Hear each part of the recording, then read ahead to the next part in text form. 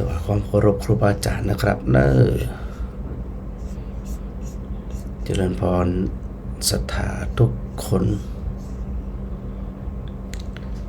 ได้ปะได้พบกันเหมือนเช่นเคย ในช่วงค่ำคืนดึกๆนะสนทนาธรรมยามดึกเนาะสถานเนาะ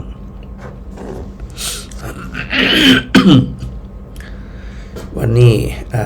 เป็นวันเสาร์ที่9 สิงหาคม 2568เนี่ยวันนี้นะ แล้วก็เป็นนั้นค่ำคืนที่เรามีโอกาสได้ร่วมสนทนาธรรมกันถ้าคืนบริออกรายการสดสักกรรมแต่วันนี้พอมีเวลาเนาะก็เลยถือโอกาสได้มาพบกับศรัทธาญาติโยมกูคนตยนะที่ติดตามรายการเนาะศรัทธาดูอันภาพ2 ภาพนะที่พระอาจารย์นำให้ศรัทธาได้พอก็เคยหูว่าศรัทธาได้ดูแล้วเนี่ยศรัทธามีความสุขจิตใดเนื่องจากว่าภาพเราเนี่ยพระอาจารย์ก็เคยนำมาอุมาจากับศรัทธาญาติโยมอยู่หลายเตือมกันนะพอเราดูแล้วเนี่ยก็จะได้หูเนาะว่าภาพทั้งหลายเนี่ยถ้าเราสื่อความหมายเป็นการนั้นเปรียบเทียบเป็นการสื่อความหมายแต่ละความหมายนั่นเนี่ยเขาก็จะได้หูตัวเก่าเขาเนาะในภาพ2 ภาพภาพขวาเนี่ยหัวขวาของโยมด้วยหรือไม่นะฮะสำหรับสถานที่ติดตามทางวิทยุนั้นอาจจะมาหันภาพเนาะมันจะมีภาพตรงนี้มี2 ตัวพระอาจารย์ก็ดึงมาจากอินเทอร์เน็ตนั่นละด้านขวาจะเป็นภาพนกกระเรียนมันห้องเนี่ยนกกระสากะพระเจ้าเคยตรัสไว้เนาะแล้วก็ในด้านซ้ายเป็นเรื่องของนกกระจอกเทศนะที่เอาหัวมุดลงไปในทรายเนาะทั้งนี้ทั้งนั้นนะสถานนะเอานกกระจอกเทศก่อนเอานกกระสาก่อนสถาน่าจะยังจำได้เนาะที่พระอาจารย์ได้นำเรื่องราวของนกกระเรียนแก่ซึ่งพระพุทธเจ้าเคยตรัสไว้แล้วก็เปรียบเทียบกับคนที่ตั้งอยู่ในความประมาทนะสถานนะเหมือนนกกระเรียนแก่ตั้งอยู่ในความประมาทจะได้คือเป็นคนที่บ่มีความพร้อมมาอย่างเลยจะได้ถึงมีความพร้อมเพราะตัวเองนั่นเนี่ยบ่ได้เตรียมความรู้ความเข้าใจในหลายๆด้านโดยเฉพาะในเรื่องราวของคำสอนของพระพุทธเจ้าองค์สมเด็จพระสัมมาสัมพุทธเจ้าพอบ่ได้เตรียมบ่ได้กะเกณฑ์กะอันยังไว้เนี่ยพอมีภัยเข้ามาหาก็ยังบ่ตันหยังละจริงๆแล้วเนี่ยหลักธรรมที่พระพุทธเจ้าได้เปรียบเทียบหลายอย่างนะสถานนะ หลายอย่างหลายด้านเปรียบเทียบแล้วเขาอันใส่ใจเนี่ยเขาก็จะได้เข้าใจความพร้อมเนาะสถานเนาะทหารเนี่ยเวลาเปิ่นจะไปรบ เปิ่นก็จะเอาทหารนะเอาแม่ทัพที่มีความชำนาญมีความฉ่ำชองในเรื่องของยุทธวิธีต่างๆนะเปิ่นต้องมีความรู้ความเข้าใจจ้างเตนำเข้าสู่สงครามเป็นพาหนะ นำเข้าสู่สงครามได้นั่นเนี่ยจะต้องเป็นจ้างที่ได้รับการฝึกฝนมีความอดทนปอมีความสง่างามปอแล้วก็มีความเฉลียวฉลาดปอหรืออันยังกระจ่างนะสถานนะถ้าได้รับการเตรียมพร้อมศึกษามาดี ฝึกฝนมาดีมันจึงจะนำไปสู่การประพฤติปฏิบัติมาดีที่เขาก็ม่วนวงงานกันเฮียฟังกันไปเฮียเพลินกันไปเฮียลืมไปว่าเฮาเนี่ยบ่ได้ตั้งอยู่ในความบ่ประมาทเนาะเรื่องราวทั้งหลายเหล่านี้เนี่ยพระเจ้าเคยตรัสไว้ตักเตือนเฮาทั้งหลายนะจึงได้เข้าอกเข้าใจว่าอาจาริตวาพระมจริยังอรัตถายโยพเนทนังชินะโกนจาวะชายันติขีนะมัชเฉวะปัลเลอาจาริตวาพระมจริยังอรัตถายโยพเนทนังเสนติจาปาติขีนาวะปุรานานิอนุทุนังเป็นภาษาบาลีเนาะพระองค์ทรงตรัสไว้ว่าพวกคนเขลาไม่ประพฤติพรหมจรรย์ไม่ได้ทรัพย์ในคราวเป็นหนุ่มสาวย่อมซบเซาเหมือนนุกเรียนแก่ย่อมซบเซาอยู่ในที่เปลือกตมที่หมดปลาฉะนั้น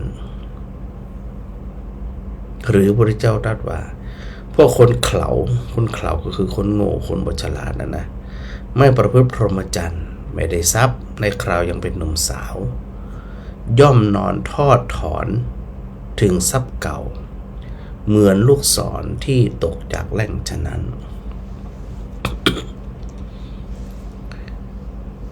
การที่มีความพร้อมเนาะพระอาจารย์กำลังจะโยงไปถึงในเรื่องของสถานการณ์ของพระพุทธศาสนาสถานการณ์ของวัดวาอารามพระสงฆ์องค์เนรศรัทธาญาติโยมชาวพุทธทั้งหลายเราเนี่ยเฮาบ่เคยตั้งรักตั้งตัวเตรียมพร้อมหยังเลยอยู่ไปจิยะนะอยู่ไปจิยะพอมีภัยเข้ามาแล้วเนี่ยมันจึงแบบมีอะไรอย่างที่จะไปสู้รบปรบมือได้เพราะเขาไม่ได้เตรียมการอย่างเลยถ้าเป็นนักรบก็โมกินโมแอลนะอย่างที่พระเจ้าเคยตรัสเนาะว่าครั้งตอนที่พระองค์ประทับอยู่กรุงไผ่สาลี ก็มีเหล่ากษัตริย์ฤชวีหนุ่มๆรูปงามสง่างามรอเลยแหละนะนั่งรัชรถเที่ยวชมกรุงไผ่สาลีประชาชนทั้งหลายก็ชื่นชมถึงขนาดว่าถ้าอยากจะหันเทวดาหรือเทพบุตรก็บ่ต้องไปพอไหนอ่ะพอดีกษัตริย์ฤชวีนั่นน่ะสง่างามสุขุมราชาดูดีดูหล่อดูสามารถเทวดาก็มีลักษณะที่นะแต่พระพุทธเจ้าบ่ได้ชื่นชมตัวเองพระองค์ตรัสว่ากษัตริย์ฤชวีเหล่านี้เนี่ยเป็นผู้ที่ตั้งอยู่ด้วยความประมาทบารมมาเรียนมาฝึกการรบเพราะตัวเองเป็นกษัตริย์เป็นนักรบเป็นทหารมาฝึกฝนนะมาเป็นห้องหย่ำขี้ไก่บะฟอ มัวแอวมัวหม่วนมัวงั้นมัวเพลิดเพลินสวนเสเฮฮาแล้วพระองค์ก็ตรัสว่าความวิบัติ จะเกิดขึ้นแก่กษัตริย์ฤชวีเพราะเนี่ยยำเป็นแบบฝึกฝนฝึกปรือเพราะว่าการปกป้องประเทศชาตินั้นเนี่ยมันจะต้องฝึกกันมันจะว่าพออันศัตรูเข้ามาแล้วมหูปืนอยู่ไหนมหูมีดอยู่ไหนมหูอาวุธอยู่ไหนเนี่ยจะได้ใจจะได้ในเรื่องละไปกับไปโดนคือเปิดนั้นฟันเปิดคามอะไรเพราะอยู่ในความประมาทแล้วพระองค์ก็ทรงตรัสย้อนมาที่พระภิกษุพุทธสาวกตัวอุบาสกอุบาสิกาตัวว่าพวกเธอทั้งหลายก็เช่นเดียวกันมัวหมดมัวงานมัวซุกส่วนเสให้ห้ากันคลุกคลีหมู่คณะด้วยกันนะมวลในมวลท่านเธอทั้งหลายก็ถูกภัยดึงภายในเพื่อภัยดึงภายนอกเขาเล่นงานอย่างกระทันหันเธอบ่สามารถที่จะไปสู้รบปรบมืออย่างเลยเธอเป็นผู้พ่ายแพ้สถาก็ต้องเวลาศึกษาพุทธศาสนาเนี่ยจะไปศึกษาเพียงแค่เอาหมวดเอางั้นอย่างเดียวต้องศึกษาว่าเขาจะรักษาได้จะได้โดยนะถ้าเขามาศึกษาเขามาหู้แล้วเขาจะหู้จะได้ว่าอันใดผิดอันใดถูกอันใดจะรักษาศาสนาไว้ได้ภายในเขาก็แย่ประพฤติปฏิบัติผิดประพฤติปฏิบัติบ่ถูกดึงดูเจ้าถึงศรัทธาหัวไปโดดไผ่หลักไผ่ในไผ่นอกแหมหัวไผ่เป็นไผ่ไปเดี๋ยวนี้ดูเหมือนว่ามีความปรารถนาดีต่อพระศาสนา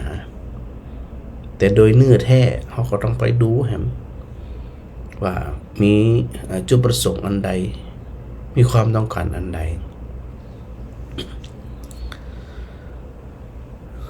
พระจัดเกอูกับสถาแล้วนะว่าพุทธศาสนาล่มสลายที่อินเดียเพราะอะไรอย่างล่มสลายที่ปากีสถานอัฟกานิสถานเพราะอะไรอย่างแถวเบงกอลก็เหมือนกัน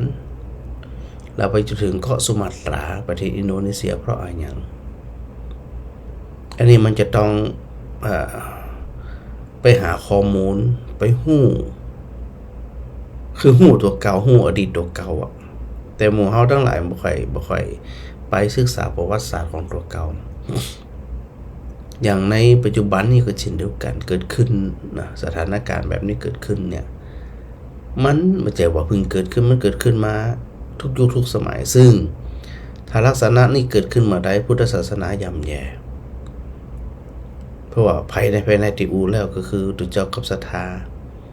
ภายในภายนอกก็คือพระพุทธเจ้าใช้คำว่าอัญญเดรถีคือคนที่ปัจจัยพุทธศาสนาบ่มีจิตใจเป็นชาวพุทธหรือเป็นชาวพุทธแต่ปากแต่ทะเบียนบ้าน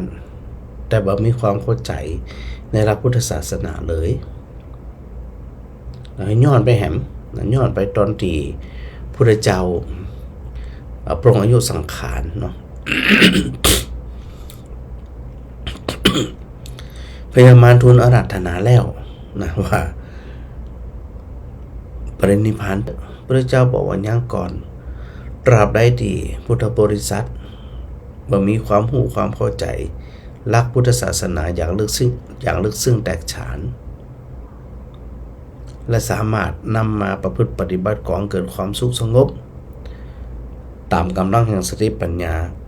ตามญาณตามบารมีของตัวเก่าพระองค์ก็จะบอกปรินิพพาน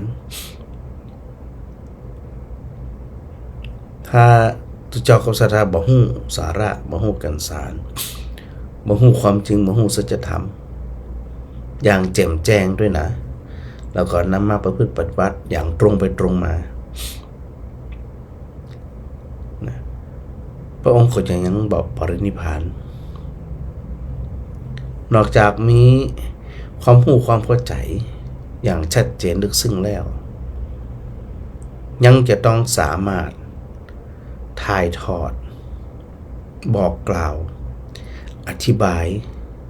ให้คนอื่นเข้าใจเหมือนที่ตัวเองเข้าใจในตอนแรก ตัวนี้จะมีได้ก็ต่อเมื่อตัวแรกนี้ก็คือ มีความมีความเข้าใจ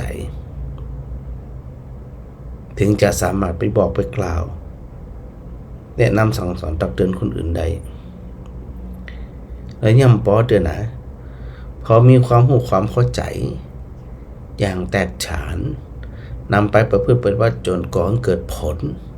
คือตัวปฏิเวทสามารถนำไปบอกกล่าวประกาศเปิดเผยให้คนอื่นได้เข้าใจและสามารถที่จะคำราบคนที่กล่าวจวงจับพระพุทธพระธรรมพระสงฆ์ได้คืออาจหารแกล้วกลาปอจะมีตัวสุดท้ายได้ก็ต่อเมื่อ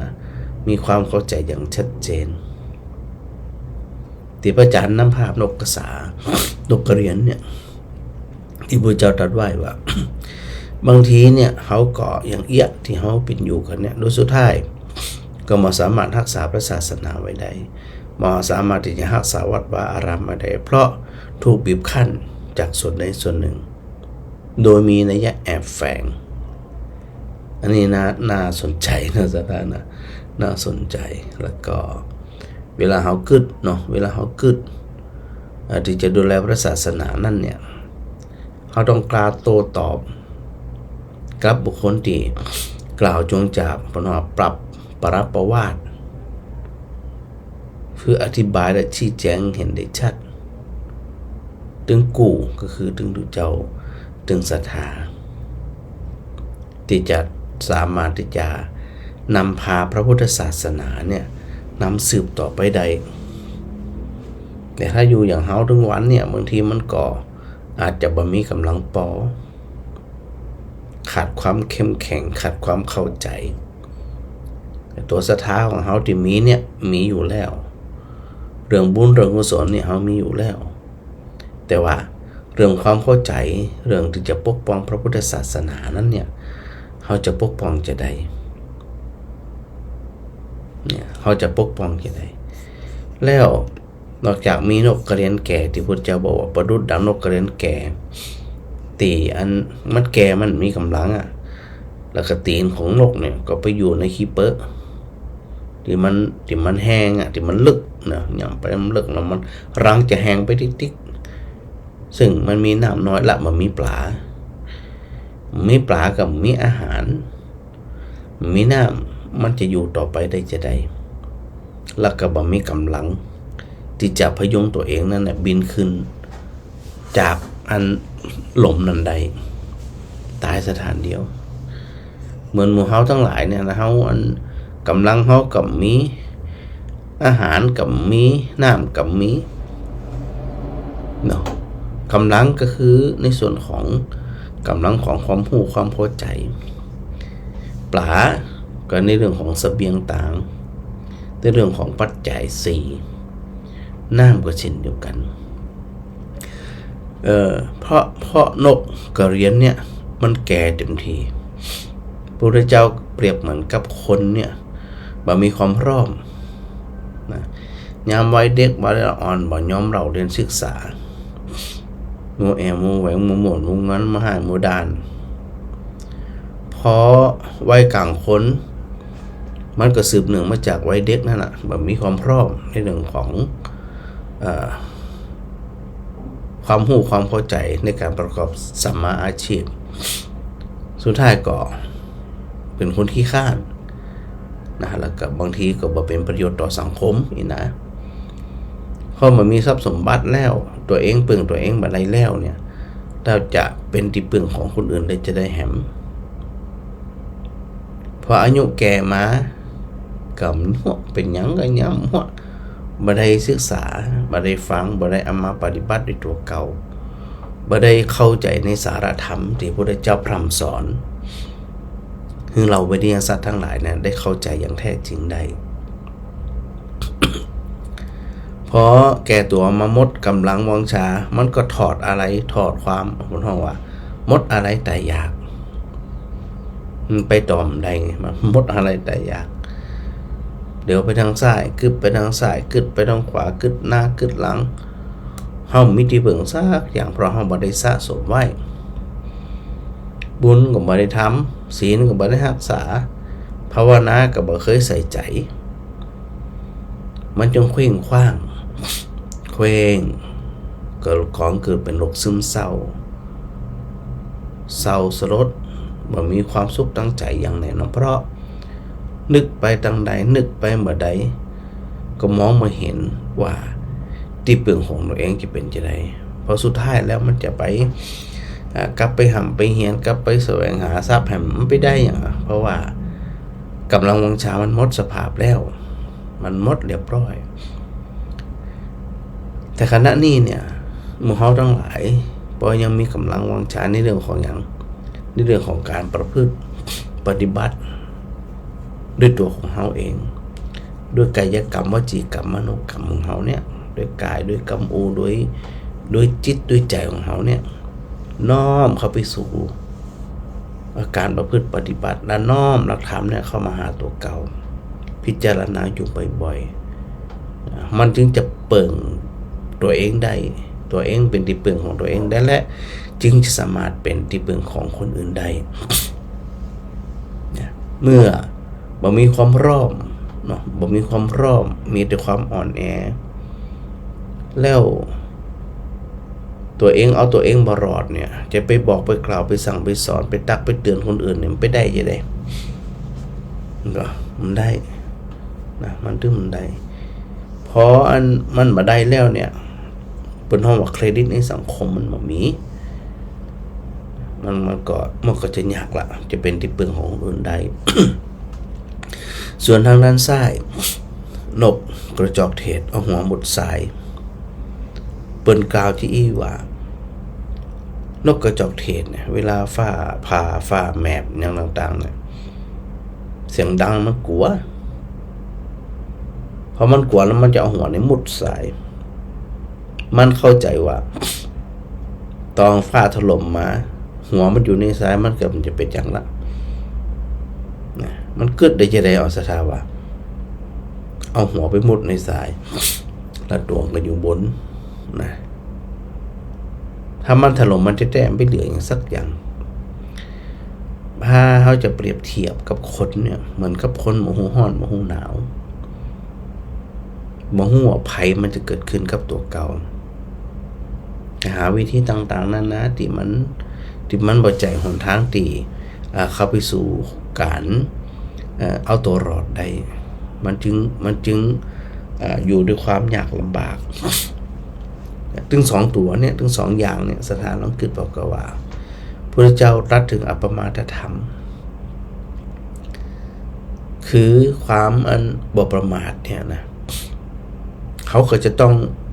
คิดอยู่เสมอนะว่าและตัวเขาเองเนี่ยตั้งอยู่ความประมาทหรือว่าบ่ประมาทพุทธศาสนาฝากพุทธศาสนาเนี่ยพุทธเจ้าตรัสไว้ว่าพระธรรมและพระวินัยเป็นตัวแทนของพระพุทธเจ้าเนี่ยอยู่ด้วยกันโดยความเหมาะสมพระเจ้าประพฤติปฏิบัติถูกต้องงดงามดีงามทำหน้าที่ของตัวเองตามอัตภาพเพราะว่าแต่ละรูปแต่ละตนนี่เปิดมีความสามารถบ่เหมือนกันดูห้องว่ามีความดีบ่เหมือนกันบางองค์ก็ถนัดไปทำอย่างหนึ่งดีไปทำอย่างบางองค์ก็นัดไปทำอย่างดีไปทำอย่างหนึ่งเหมือนกันเพราะบ่เหมือนกันแล้วเนี่ยพอเรามาเปรียบเทียบจะเอาคนบ่ดีมาเปรียบเทียบกับคนดีมันเปรียบได้จะได้แล้วคนบ่ดีเนี่ยมันมีทุกที่ทุกแห่งทุกสังคมเราจะไปเหมารวมว่าบ่ดีทั้งหมดเนี่ยมันเหมือนมันเป็นการส่อถึงบุคคลที่คิดแบบนี้นะว่าตัวเองเนี่ยมันมีความรอบขอบมันมีความรอบรู้ในความรักของความเป็นจริงก็เหมารวมไปหมดพอเหมารวมไปหมดก็เหมือนกับไปตัดโอกาสของตัวเก่าไปเหียที่พระอาจารย์ได้บอกอยู่เสมอแล้วเราได้ยินอยู่เสมอว่าเราต้องการตัวเจ้าดีแบบใดก็มาบวชเนี่ยเราทำตัวเองดีอย่างตัวเองอยากดีก็อย่างบุญบารมีของแต่ละตนแต่ละคนจะเหมือนกันหรอถามว่าคนรวยดีก็ดี แต่จะได้สถาทุกคนจะได้จึงเป็นคนรวยหิมดเป็นแหละนี่นะมันจะไม่ห้ามมันจะไปเป็นทุกคนได้จะได้เป็นคนรวยหมื่นล้านแสนล้านมันจะเป็นความสามารถเฉพาะคนแล้วมันมีองค์ประกอบหลายด้านแต่จะบอกว่าคนอันตึงมดเนี่ยคนที่บารำบรวยหมื่นล้านแสนล้านเนี่ยเป็นคนใจบ่ได้ก็อู้บ่ได้เพราะความดีความบ่ดีเนี่ยมันจะเอาเงินมาวัดหรอมันจะเอาอันบ้านใหญ่มันตัวมาวัดความเป็นคนดีกับบ่ดีหรอมันความนี้ความบ่ดีนี่ก็มองอยู่แค่กายวาจากับใจแล้วก็พอเป็นประโยชน์กับตัวเองแล้วเป็นประโยชน์กับสังคมการเป็นประโยชน์ต่อสังคมนั่นก็ต้องดูเบื้องหลังแหมบางทีเนี่ยตัวเองกับบดีองค์กรตัวเองกับบดีคิดจะไปจัดการกับองค์กรอื่นมันก็ยากเนี่ยมันก็ยากที่จะประคองไปด้วยกันได้อย่างสถานเนี่ยบางทีก็เกิดการเปรียบเทียบว่าจุเจ้าวัดนั่นเป็นอย่างอันจุเจ้าวัดนี่เป็นอย่างนี้ก็ไปเน็บแนมบางรูปบางตนเปิ้นนะมันต้องดูตัวเก่าด้วยนะสถานะดูตัวเก่าด้วยเขาอยากจะให้ศาสนาหรือว่าอยากจะให้วัดวาอารามเนี่ยเจริญงอกงามไพบูลย์เนี่ยคนปรารถนาทั้งนั้นนะแต่จะทำได้มากน้อยแค่ไหนนี่ก็อยู่กับบุญบารมีของแต่ละคนไปเอามาร่วมกันได้ยังไงที่พระอาจารย์เปรียบเทียบตะกี้ว่าอันยังเป็นนายกกันกูคนเก่งจริงขนาดนั้นนะไม่เป็นไปได้อย่างเป็นไปได้มันเป็นไปได้อยู่แล้วตอนนั้นเนี่ยคิดจะให้คนอื่นเป็นอย่างที่ตัวเองอยากพอตัวเองมีอำนาจขึ้นมาก็คิดอยากจะทำโน่นทำนี่มันทำไม่ได้อย่างเพราะว่าตัวเองอย่างพระอาจารย์อู้ว่าความเป็นมนุษย์ปุถุชนเนี่ยมันมีความสมบูรณ์แบบมีความปร่องอยู่เสมอแล้วก็เนี่ยจะได้ที่เขาจะประคองกันไปตล่อมกันไปเดินเคียงข้างกันไปทุกไหนทุกกันสุขไหนสุขกันมีปัญหาว่ากันช่วยกันดูแลกันบ่ขัดขานบ่ขัดบ่ค้านบ่ปัดบ่ตัดนี่นะช่วยกันมาปีนเหมือนน้องเหมือนคนในครอบครัวเดียวกันแล้วก็พระอาจารย์ได้อู้แทบจะทุกทีว่าวิธีการที่จะให้กลุ่มใดกลุ่มหนึ่งสังคมใดสังคมหนึ่งเนี่ยแตกแยกขาดความสามัคคีล่มสลายนี่มันยากมันจะมีลักษณะเหมือนกันหมดตั้งแต่สมัยกษัตริย์ฤชวีเอาคนเนี่ยไปยุแยงแต่แข็งรัวอูกับกลุ่มนี้แหมอย่างอูกับกลุ่มนั้นแหมอย่างใส่ไฟกันใส่ไล่กันที่ได้อู้กันก่อนก็อู้กับเฮาไปแหมอย่างอยู่กับเฮาไปแหมอย่างไปอยู่กับคนอื่นใจสะกัมไปแหมอย่างหนึ่งนี่นะเป็นห้องว่าความเป็นใส่ซึกไปยุแยงแต่แข็งรัวพอสุดท้ายพระเจ้าอาชาศัตรูส่งวสักการพราหมณ์ไปยุแยงแต่แข็งรัวกับกษัตริย์ฤชวีซึ่งกษัตริย์ฤชวีที่อูในเมืองโตนกีนั่นว่ามัวเพลิดเพลินสนุกสนานมัวแอวมัวแหวงบ่ศึกษาเราเรียนบ่ฝึกฝนการรบพออันทหารของพระเจ้าอาจารย์ศัตรูเข้ามาแล้วก็เถียงกันว่าอุ่นไว้นะจะรบดีก็บ่รบดีสู้ก็บ่สู้เพราะมันสร้างความแตกแยกในสังคมอยู่แล้วในกลุ่มอยู่แล้วเพราะมีคนที่ไปยุแยงแต่แข็งรัวคือวสักการพราหมณ์อยุธยาก็เหมือนกันที่มันแตกไปเพราะว่าอย่างคนไทยเป็นไส้ซึกมันก็นั่นที่ตามประวัตินะเนาะทุกตีนะสถานนะทุกตีเลยแม้กระทั่งณปัจจุบันในวันในเรื่องของศาสนาก็ตามในเรื่องของ การปักปันเขตแดนก็ตามล้วนแล้วแต่มีไส้ซึกทั้งนั้นพอไส้ซึกมาป่วนมาปั่นหัวเหียมันก็เกิดการระแวงซึ่งกันและกัน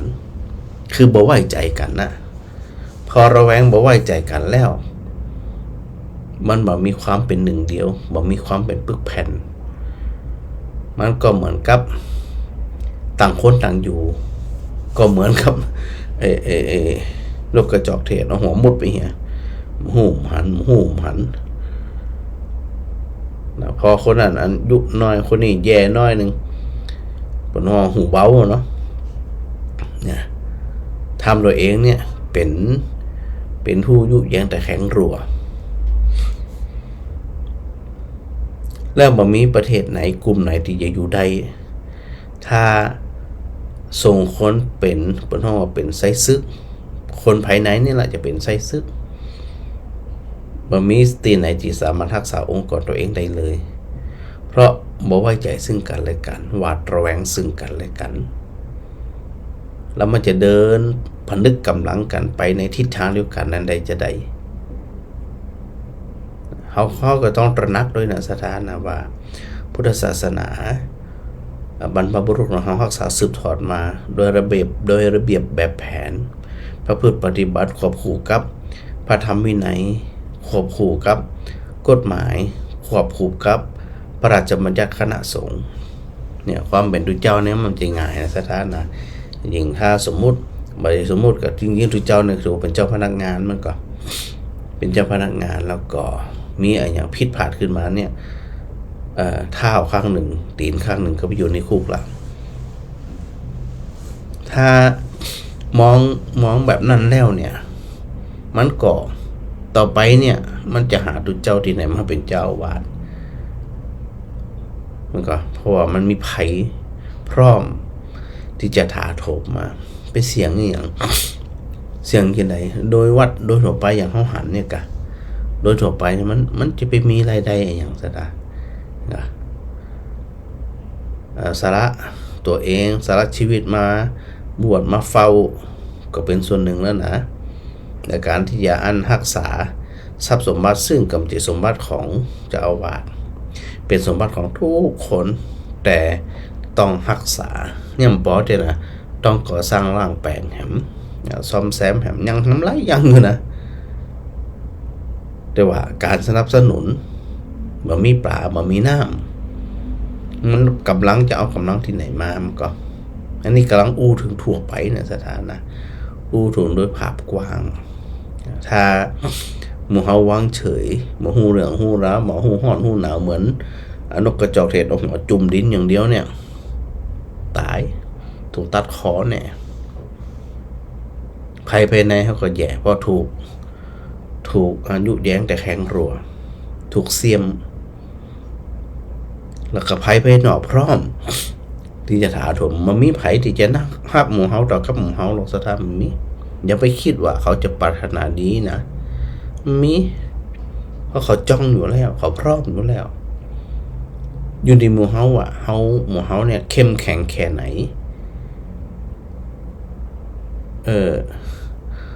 คอยเคียงบ่าเคียงไหลกันแค่ไหนอันนี้อยู่ไประแวงกันไปอยู่ไปก็วาดกันไป มันจะเอาทีเนี่ยเอาตัวรอดเราไม่ให้เอาตัวรอดสักคนนะเขาเข้าไปดูประวัติศาสตร์ต่างๆอาจารย์ก็มักจะนำเรื่องนี้มาเพราะว่าเรื่องที่มันเกิดขึ้นซึ่งมันเป็นเรื่องจริงเนี่ยเขาจะมัวประมาทละสามาหมวนมางานมาแอวมาแหวงมัวนั่นมัวนี่เนี่ยบ่ได้อันนี้ส่วนหนึ่งการรักษาศาสนาและส่วนหนึ่งก็คืออย่างที่ว่าเนี่ยมัวหมวนมัวงานมัวแอวมัวแหวงมัวสนุกสนานสนเสเฮฮาความแก่ความเจ็บความตายมันก็เข้าไปว่าเขาไปหามาติ๊กๆกับแล้วมันจะเหลือทำสักกี่วันกี่เดือนกี่ปีที่จะเหลือที่อันคือเฮาทั้งหลายเนี่ยได้สร้างสมบุญญาบารมีได้เนี่ยก็อยากจะให้ศรัทธาทั้งหลายเนี่ยปากันครุ่นคิดว่าในเบื้องต้นเนี่ยเราจะพยุงตัวเก่า นะบ่ฮือมีความทุกข์ความเศร้าโศกเบียดเบียนจะใดก็ต่อเมื่อเฮาเนี่ยได้เข้ามาศึกษาที่ห้องว่าเป็นพระสัทธรรมก็ปริยัติปฏิบัติปฏิเวทศึกษาเราเรียนฟังมันปฏิบัติมันฟังมันศึกษามันปฏิบัติมันแล้วมันจึงจะเห็นผลได้สถาอยู่แล้วว่าถ้าบ่ฮู้จักพระพุทธเจ้าบ่ฮู้จักพระธรรมบ่ฮู้จักพระอริยสงฆ์ก็จะมองไม่เห็นความสำคัญของพระรัตนตรัยพระพุทธเจ้ามีประโยชน์อย่างพระธรรมมีประโยชน์อย่างพระสงฆ์มีประโยชน์อย่างยิ่งเราอ่อนน้ำให้เพราะได้ศึกษาเราเรียนโรงเรียนก็ไม่ได้สอนเต็มซึ่งเราอ่อนเราเนี่ยจะดูแลชาติดูแลศาสนาในเมื่อเราอ่อนเนี่ยบ่มีความเข้าใจบ่มีความรู้บ่ฮู้จักพระพุทธเจ้าว่าพระพุทธเจ้าเนี่ยมีพระคุณจะได้ดีจะได้เรื่องอย่างเราอ่อนจะนับถือมีจากอาการที่จะเอาพระธรรมไปประพฤติปฏิบัติมีแล้วพระสงฆ์องค์เน้นเนี่ยบางทีจากซื้อของจากอย่างของที่ค่อยเสี่ยมมันก็ก่อเกิดการคลายศรัทธาคลายความเลื่อมใสดังนั้นจึงมองมาเห็นความสำคัญเพราะมองมาเห็นความสำคัญพุทธธรรมพระสงฆ์แล้วพระสงฆ์จะอยู่จะใดวัดว่าอารามจะอยู่จะใดเพราะว่ามันขึ้นอยู่กับเราเล็กเราอ่อนที่จะมาจะใหญ่จะโตขึ้นมาเป็นวนามันก็ถ้ามองเห็นคุณค่าของพระศาสนาต่อไปวัดก็จะถูกยึดเจ้าผมจะมีถูกยึดเพราะเขามาคิดเป็นบุญเป็นบาปอย่างละเพราะเขาเหมือนมีความเจือนะนั่นเนี่ยเขาจะไปละเลยเดี๋ยวไปเพิกเฉยไม่ได้นะสถานนะมันต้องหูบทบาทหน้าที่ของตัวเก่าทั้งนี้ทั้งนั้นตามคำnóiของเขานะเขาไม่ได้ว่าไผ่ก็กลับมาดูบทบาทหน้าที่ตัวเก่าของเขาว่าเขาได้ทำหน้าที่ของพุทธบริษัทของเขาเนี่ยได้ดีได้มากน้อยแค่ไหนมันจึงจะสามารถพยุงรักษาแล้วก็สืบทอดอายุของพระพุทธศาสนาไปได้หรือสถาบันหัวหมูเหลืองหูล้าวแล้วแต่เหมือนนกกระเรียนก็แล้วกันเหมือนนกกระเรียนแก่ก็แล้วกันเหมือนนกงานกระจอกเทศก็แล้วกันก็ตามสบายเพราะว่าภาระหน้าที่ของการดูแลบำรุงพุทธศาสนานั่นเนี่ยมันอยู่กับทุกเจ้ากับศรัทธาตัวนะวันนี้ไปบรรยายธรรมที่คลินิกทันตกรรมของคุณหมอแสงชัยคุณหมอน้องลักนะโสพลสกุลสุขเนี่ยที่ปากน้ำสมุทรปราการก็ศรัทธาก็มาฟังกันนักหนาอยู่ก็พยายามถามยมเป็นยังพ่องอันคิดจะได้พ่องคิดได้พ่องปรากฏว่าโยมมีความนักแน่นเพราะว่ากลุ่มศรัทธาเหล่านี้นะคุณหมอเปิ่นได้เปิดคลินิกของเปิ่นชั้น2เนี่ยเป็นห้องพุทธธรรมพุทธปัญญาศรัทธามาปฏิบัติธรรมศรัทธามาฟังธรรมกันได้มีความรู้ความเข้าใจหลักธรรมกันว่าบทบาทหน้าที่ของเขาเนี่ยจะเป็นแบบใดถ้าบ่อันบ่สามารถรักษาพระศาสนาได้ถือว่า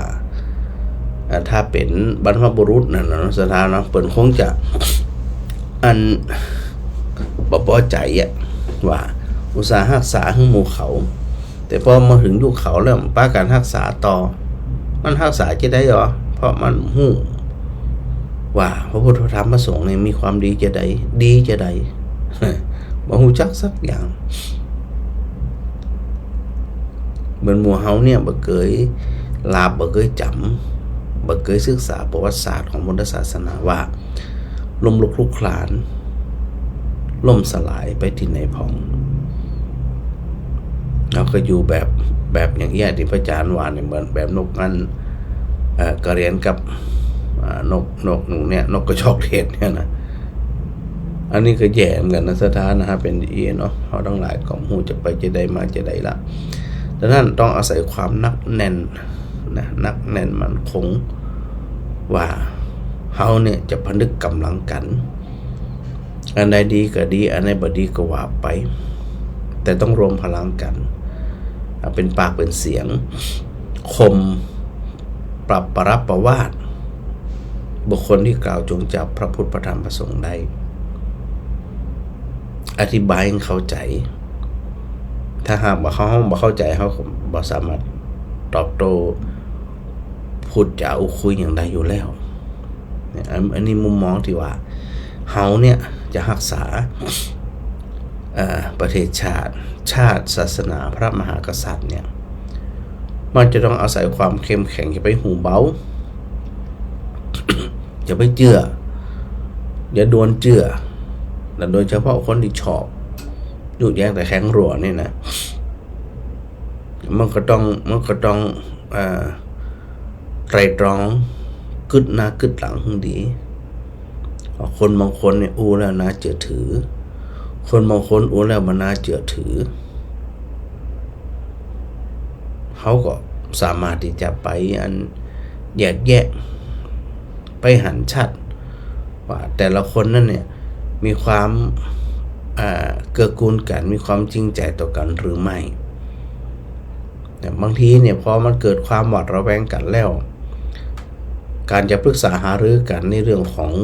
บางอย่างมันเป็นความลับที่จะต้องไปผลักดันเข็นกองเกิดความเจริญงอกงามได้เนี่ยบางทีกับบางคนเนี่ยมันอุ้มได้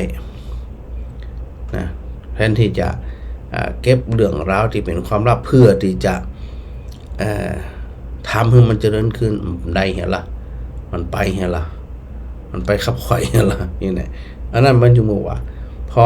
หวาดระแวงกันแบบนี้ความไว้เนื้อเจือใจกันมันก็ลดลงจะปรึกษาหารือกันเต็มปากเต็มคำเต็มเรื่องเต็มเร้าก็บ่ได้มันไม่ได้อย่างจึงอยากยิงสถานเนี่ยได้ตระหนักเนาะ ว่าพระศาสนาจะอยู่จะใดจะดูแลจะใด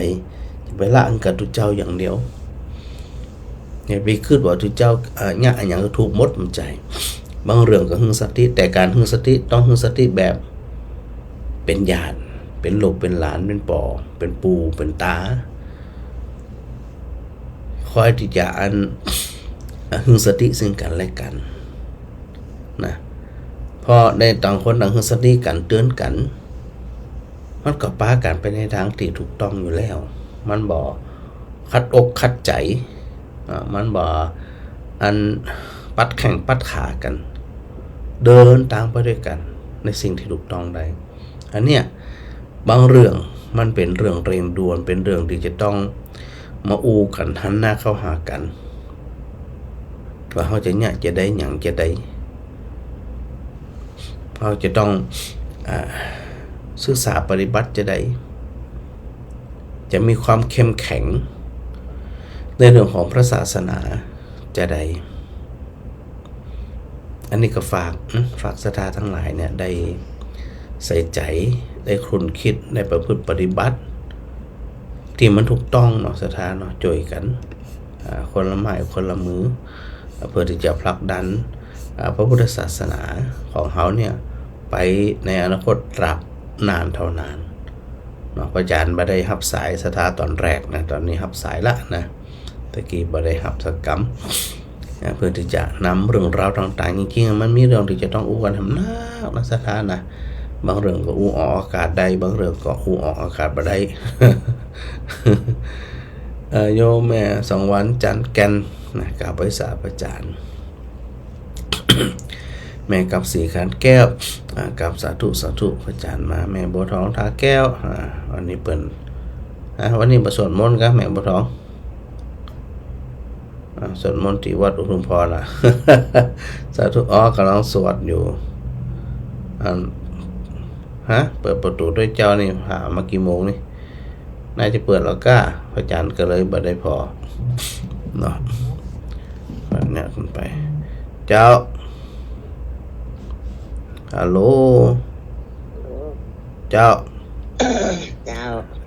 สาธุแม่ขจรตัวเดี๋ยวมันอยู่ไหน เดี๋ยวนี้อยู่กทม.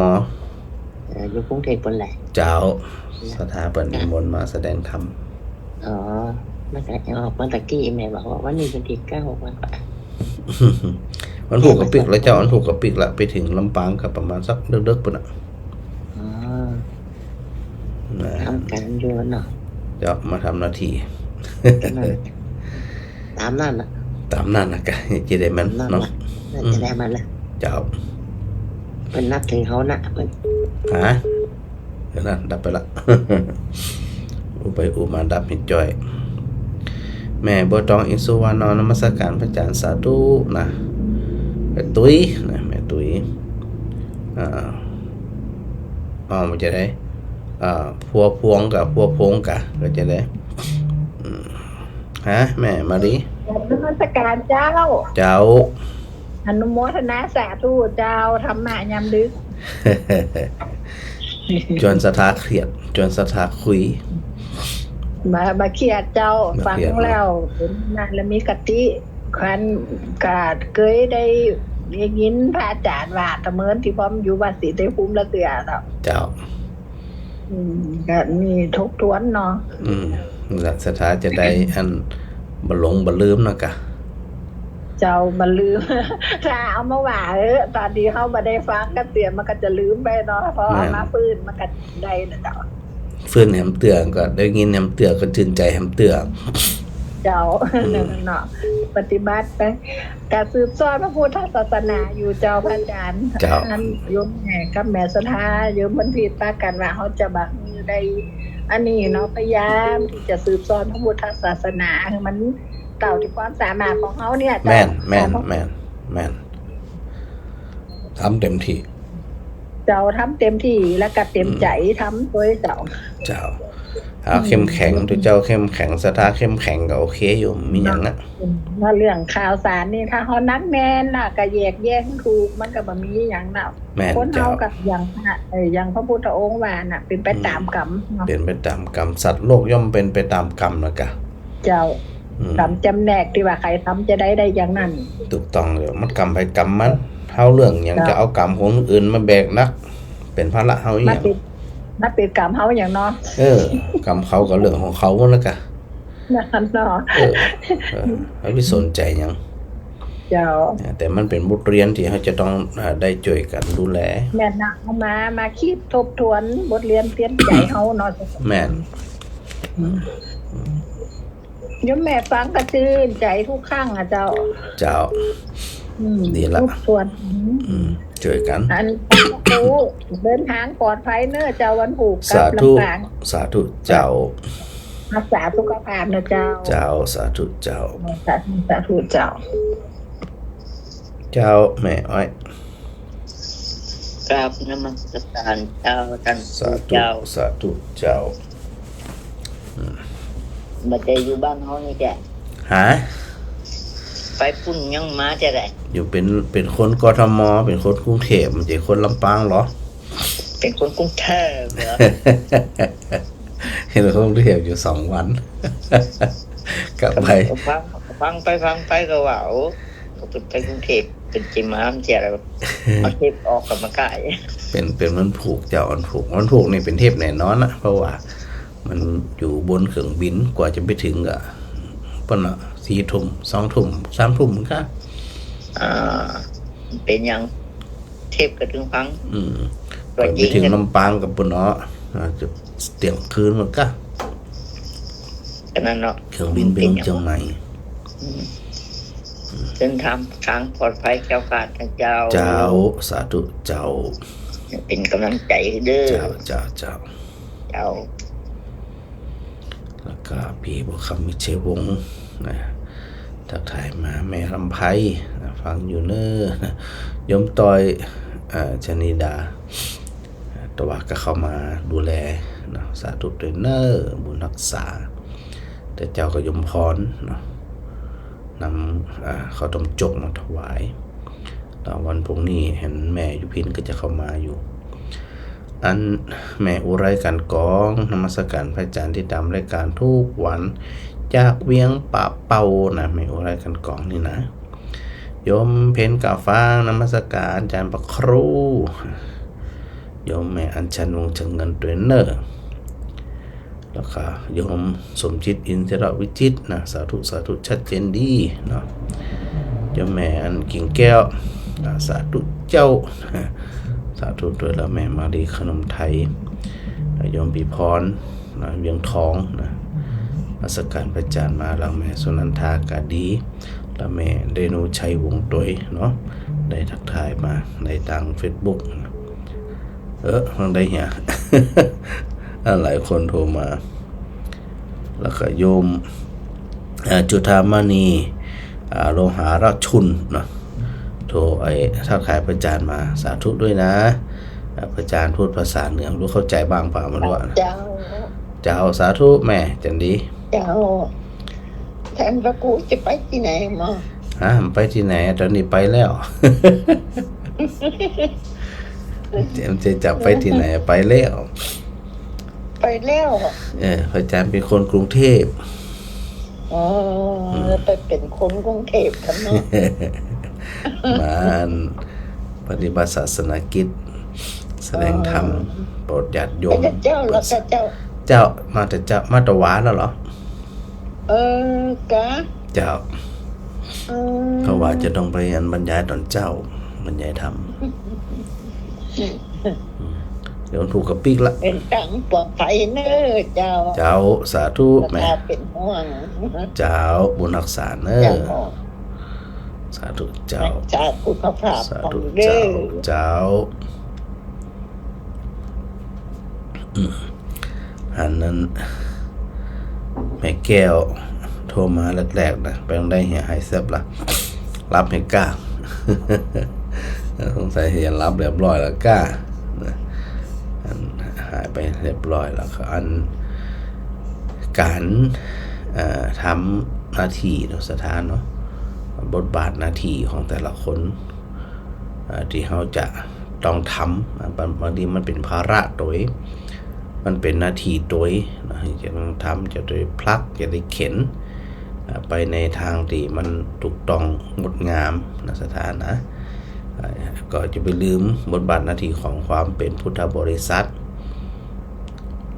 บทบาทของความเป็นดุจเจ้าบทบาทของความเป็นอุบาสกอุบาสิกานะว่าเขาจะเป็นคนที่มีคุณภาพมีความเข้มแข็งเป็นคนที่มีความเสียสละ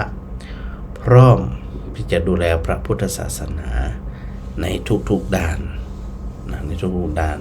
แล้วก็ช่วยกันคนละไม้คนละมือพลักมันก็ผลักดันกันไปอย่างกันไปเพราะว่าเดินไปพร้อมๆกันมันจะมีพลังนะเดินไปพร้อมกันช่วยกันดูแลกันนี่นะอันนี้ความสามัคคีเนี่ยสุขาสังคสสามัคคีกับความสามัคคีเนี่ยย่อมก่อให้เกิดความสุขแก่หมู่คณะแต่ความสามัคคีบ่ได้เละเทะเหมือนนั้นย่ำแย่เหมือนนั้นจะต้องมีความเป็นปึกแผ่นมีความตั้งใจมีความเสียสละอย่างแท้จริงเอาจริงเอาจังในการที่จะเป็นพุทธบุตรพุทธธิดาที่มีคุณภาพคู่คนเนาะดังนั้นในวันนี้ก็ได้ปะสถาญาติโยมเป็นปกติยกเป็นมันพรุ่งนี้บ่สะดวกแน่นอนเพราะว่ามันเป็นการเดินทางตอนกลางคืนเนาะสถานเนาะก็คงจะเป็นเทปนะอันตุปิยัดเปิดได้นำเทปออกแต่ว่าเทป เก่าๆมันถูกลบไปเรียบร้อยแล้วนะ นึกเสียดายอยู่เนาะสถานเนาะเพราะว่าเทปบางเทปแต่ก่อนเนี่ยออก2 ชั่วโมงเต็ม แล้วก็ Facebook มันลบขวางหมดเลยลบขวางหมดเขาจะไปเอาเทปเก่าตอนนั้นมากับได้ลำพูดไปเอามาจะได้ไปกู้คืนจะได้มันแน่ใจเหมือนกันนะมันถูกลบเย็นนะเดี๋ยวอาจจะไปถามผู้รู้ก็ได้นะว่าในเมื่อถูกลบแล้วเขาจะไปจ่วยกู้คืนจะได้4 ปีเนาะ4 ปี365 วันคูณ4โอ้สถานคือผมจะเป็นจะได้นี่ มันหายไปจัดนักเลยนะหาไหมพิมพ์แม่ กลับมาจากเจ้า เจ้าสาธุ โอ้ หา ฟังนะฟังเทปดิบางทีมันกะมันได้มันตีมันลืมมันกะกลับมา เจ้า เหมือนว่ามันบางทีมันกะ มันฟื้นนะแม่เนาะ มันฟื้นตัวขึ้นมา เดี๋ยวนี้เทปกาวหามได้นะ เจ้า มันถูกลบไปแล้ว อ๋อแล้วเราจะแบบชอบฟังน่ะ กันนะแม่ลองไปลองย้อนฟังพอมได้ละ บ่ได้ย้อนฟังกับบ่ได้ ก็ยังงงอยู่เนี่ยพระอาจารย์ก็ต้องเดี๋ยวจะถามผู้รู้ก่อนว่าเขาจบกูคืนจะได้ เจ้า เสียดายเหมือนกันนะมันหนักขนาดอ่ะ โอ้มันหนักบางทีเที่ยมันอูที่พระอาจารย์อูไปเตะไปแล้วเอามาย้อนฟังน่ะโอ้จัดมั่วพระอาจารย์เจ้า ถูกต้อง จัดมั่ว เดี๋ยว ฟั นี้เดี๋ยวนี้บ่ได้ละ เจ้า หาบ่ได้ละ จังมันเด้อเนาะว่าไหม ก็ฟังใหม่แฮมนะแล้วก็ ฟังไหมว่าไหม ก็มันอันได้มาใหม่ได้บ่ได้ว่าบ่ได้เตะบ่ได้ออกอากาศใหม่ เป็นเท่เป็นหยังจ้า เจ้าสาธุแม่พิมพ์แม่พิมพ์มันบ่แห้วยมแดงยมแดงประเภทสีขจรคำนี่ส่งเข้าแม่ด้วนแม่แดงนี่เป็นส่งเข้าตึงวันนะเป็นเจ้าวัดดอน สาธุโยมแม่มาลีนะสาธุเจ้ากำลังฟังอยู่เน้อแล้วก็แม่พิสมัยสีเทพทำรงนี่ติดตามประจานตลอดนะจริงๆแล้วสถานที่อันเพิ่นบ่ได้พิมพ์มาแล้วบ่ได้โทรมากะจำนวนบ่เจ็ดน้อยๆเนาะก็ถือโอกาสทักทายสถากูครูกูคนเนาะถือโอกาสอันบนห้องว่าส่งเนาะส่งอันสาระธรรมคติธรรมอย่างต่างๆไปถึงบ้านถึงจองคำบ้านคำจองสถาฟังแล้วจื่นใจสุขใจสบายใจเนาะดังนั้นขอโมทนาบุญ